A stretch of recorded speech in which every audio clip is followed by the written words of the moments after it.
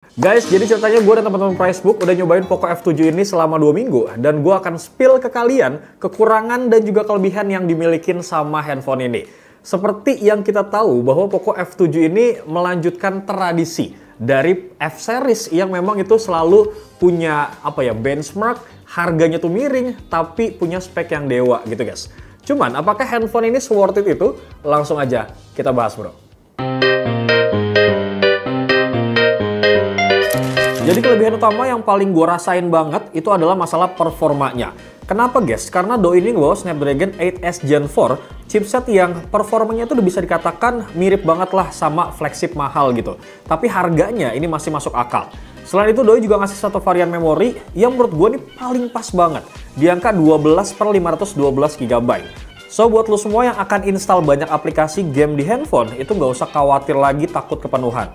Kita kemarin juga sempet ya ngetes benchmark nih guys, dan hasilnya tuh Doski bisa mendapatkan skor di angka 1,7 jutaan. Nah, dengan angka ini bisa dibilang sangat wajar banget dari segi harganya. Dan hasil tersebut guys juga mencerminkan banget kok saat penggunaan real time.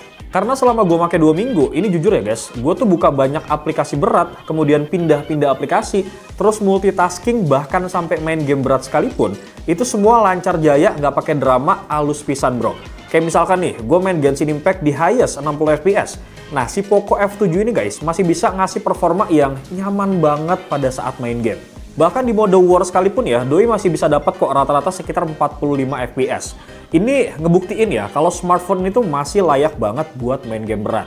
Begitupun saat gue coba main Delta Force, Poco F7 ini guys juga sangat bisa diandalkan.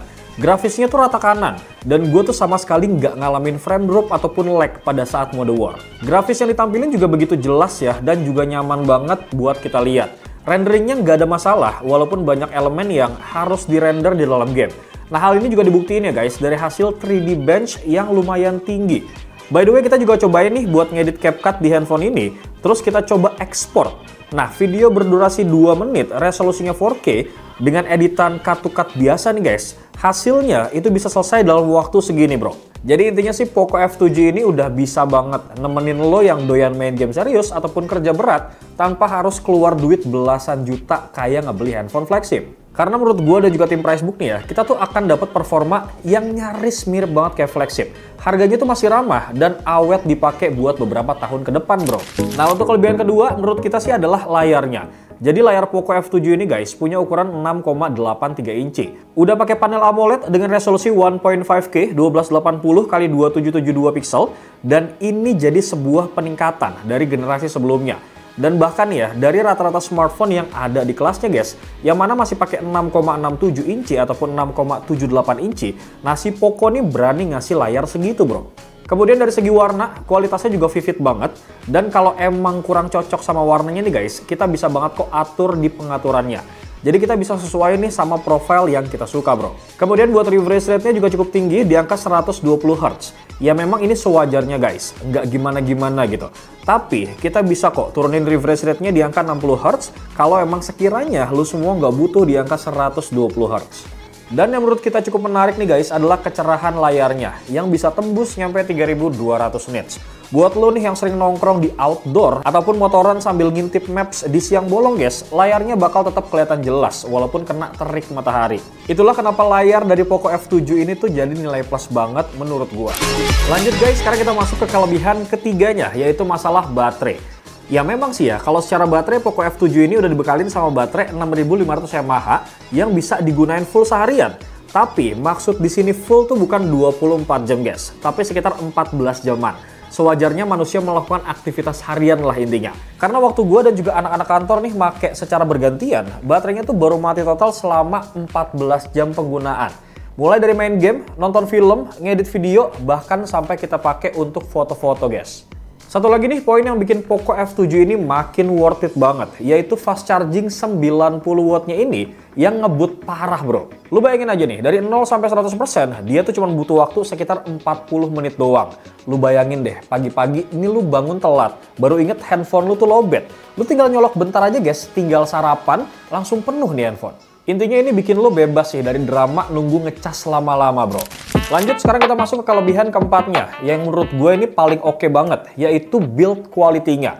Soalnya guys, Poco F7 ini tuh udah pakai material kaca sama frame metal. Jadi pas kita genggam itu berasa banget solid dan premiumnya. Gak ada tuh kesan murah sama sekali ini handphone. Buat lo yang sering banget pegang handphone entry level ya, pasti berasa banget bedanya sih guys. Kalau misalkan lo pindah megang si Poco F7 ini. Nah, selain kelihatan mewah, Poco F7 ini juga udah dikasih sertifikasi IP68, yang artinya tuh doski tahan debu sama air juga guys. Ini juga jadi salah satu upgrade sih dari versi F Poco yang reguler kemarin. Karena biasanya itu cuman versi yang Pro aja ataupun Ultra yang dikasih. Nah, maka dari itu nih, kenapa hal ini kita bisa bilang tuh sebagai kelebihannya. Soalnya kombinasi desain premium dan juga IP68 ngebikin handphone ini tuh nggak cuma nyaman dipakai, tapi menghilangkan rasa kekhawatiran pada saat kita pakai guys. Kalau amit-amit gitu ya, handphone ini nggak sengaja jatuh ataupun nyemplung bro. Next, kita move ke kelebihan kelimanya, yaitu bagian kamera utama. Gue bisa bilang ya, kalau Poco F7 ini nggak menyampingkan hal kamera. Kenapa guys? Karena seperti yang kita tahu ya, banyak banget brand di luar sana yang kadang suka ngurangin beberapa performa ataupun fitur dari handphone supaya bisa maksimalin di part yang lain. Tapi si Poco ini tetap ngasih kamera 50 megapiksel dengan bukaan diafragma f1.5 buat main kameranya. Sedangkan untuk secondary kameranya guys, doi dikasih 8 megapiksel ultra wide kamera. Nah, menariknya ya, kameranya tuh udah ada OIS. Jadi kalau misalnya kita ngambil video, nggak tremor-tremor banget lah hasilnya guys. Bahkan untuk kamera depannya pun, ini hasil foto dan videonya cukup menarik banget bro.